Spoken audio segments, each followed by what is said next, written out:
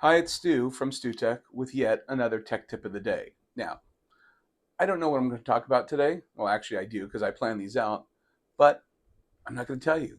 So let's see what we got going on today. Hey, everyone. Today's tech tip is the silent battery killer.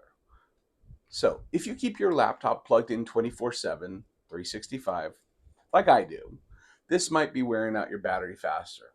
Let it run on battery every so often and then plug it back in.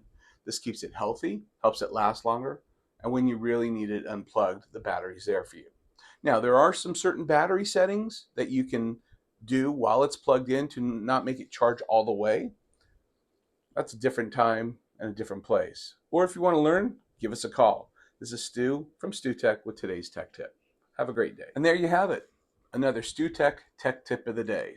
Now, I would hope that you pass these on, but always remember, if you have a tech problem, call us, not your kids.